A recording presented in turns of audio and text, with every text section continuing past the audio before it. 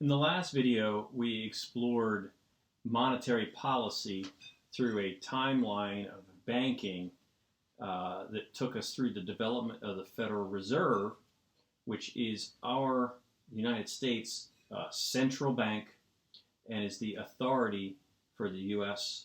monetary policy. Now, in this piece, what I want to do is explore the tools used by the Federal Reserve. And just so you know, the Fed goes by a few names. Okay, I want to explore the tools used by the Federal Reserve and how they work. Before I do, let me run through the list of names that I can think of that you might hear in reference to the same thing. It's the U.S. Central Bank. It's the Fed. Most commonly, you hear the Fed. That's different from the Feds. The Feds is a reference to the federal government, and the Federal Reserve is distinct from the federal government. The Federal Reserve Board of Directors is appointed by the President of the United States, but they are not political figures. They're not. Their term is deliberately longer than that of the president, so that they are independent of politics. And we need that. And as we develop our models and really get into this, I'll begin to be able to show you why we need that independence of the Fed.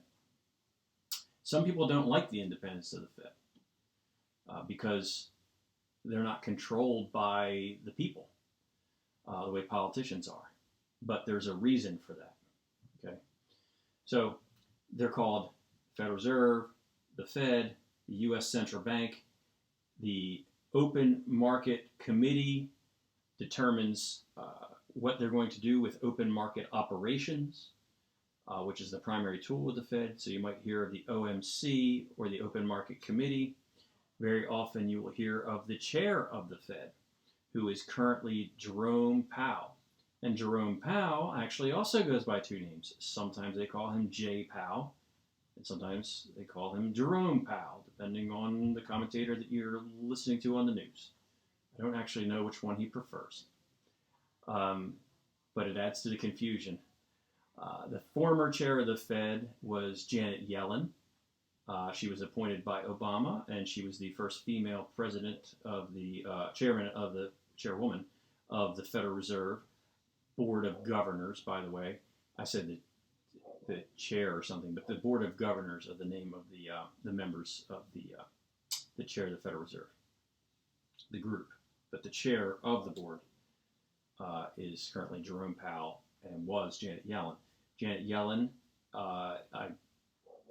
it's a changing time right now, but Janet Yellen is Joe Biden's pick for Treasury Secretary. So she has run the Federal Reserve. Now she's going to go back and work in the executive branch of government. Before Janet Yellen was Ben Bernanke, and before Ben Bernanke was a person named Alan Greenspan, who is still alive and often comments on things. And Alan Greenspan has been the longest serving chair of the Fed since its creation in 1913. He chaired the Fed from 1987 to, I believe it was about 2005. So he had a very long time in there, and in less time, we've had three chair people of the Federal Reserve. So all of those names that you might hear in the news, those are all references to this thing called the Fed, which conducts United States monetary policy. Now, the tools of monetary policy traditionally have been three. The first one of those three we've actually discussed, just not quite in the same context of it being a tool. The first one of those three is called the reserve requirement or the reserve ratio. Remember fractional reserve banking? I didn't get into how much money might be lent or how much money might be kept. The money that banks are required to keep is called reserves. They have to keep it on reserve in case depositors come in and want to take their money out. So fractional reserve banking was keeping a fraction on reserve. Well, we still do that around the world now, and the Federal Reserve in the United States sets exactly what that has to be, what percentage of deposits must be kept on reserve. Now, here's something that's going to blow your mind. The amount of money is increased when banks make loans. The amount of money is increased when banks make loans. When I go into the bank and make a $100 deposit, on my books, I have $100. So there's $100 in the money supply right there. Now the bank is required to keep only a fraction of that on reserve. As a rule of thumb, 10%. In my notes, I have a breakdown of, based on the size of the bank, how much it has to be. But any bank larger than 47.6 million must keep 10%, and very few banks are actually smaller than that. So I deposit $100 in the bank. I have $100. The money supply is $100. But promptly, they lend out $90. Somebody walks out the door with $90. How much is in that person's pocket or in that person's account? $90. Is mine reduced? Mine is still 100. So as soon as they made that loan, the supply of money, that much over there and this much here, sums to 190. And then that person does something with it and it gets deposited in another bank. And they lend out 90% of $90, which is $81. And so in these two iterations, we have 171 plus my 100.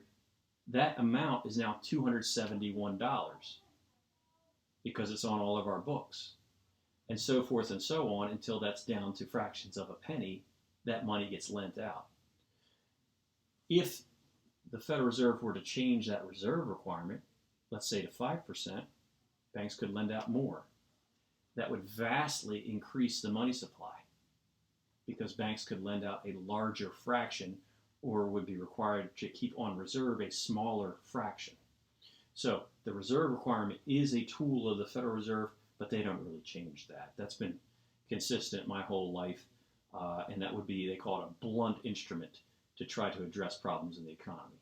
But it is there. It's something they could do. The second tool of the Federal Reserve is called the discount rate, which is a very confusing thing because there's another term in banking that's related, and that's called the Fed funds rate. The discount rate is different from the Fed funds rate. The discount rate is the tool that the Federal Reserve could use to address the money supply. The Fed funds rate is just a benchmark rate for interest rates that banks use. It's very confusing because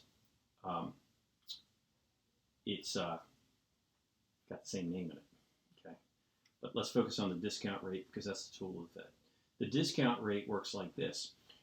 A bank is required to have 10% on reserve at the end of the day, 4 p.m. every banking day. They have to have 10% of deposits on reserve.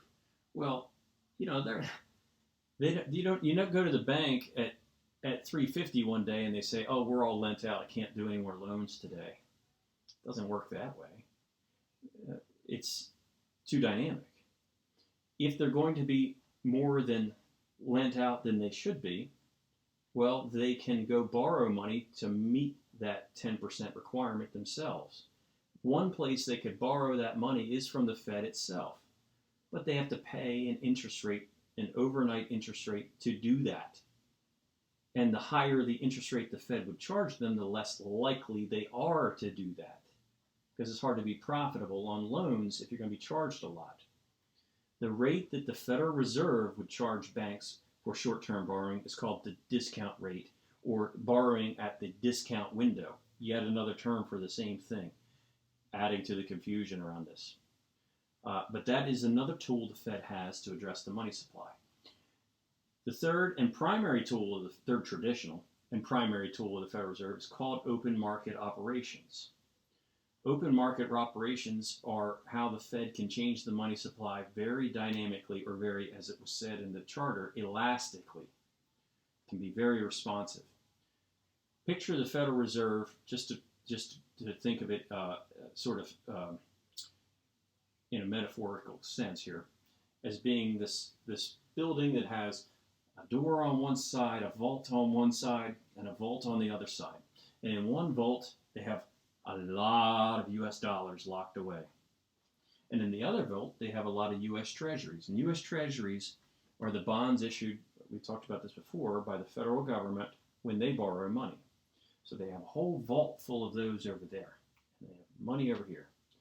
Now, when the economy isn't doing well, unemployment is rising and output is falling, the Fed has a dual mandate. The Fed has a dual mandate to maintain price stability, but to optimize or maximize employment. Well, during bad economic times, employment is low or unemployment is high. So one thing the Fed wants to do is try to fix that, but it cannot lose the other thing, which is to maintain price stability. That is to avoid inflation. So during bad times, what the Fed can do and what the Fed has done is they go to the vault that has all the money.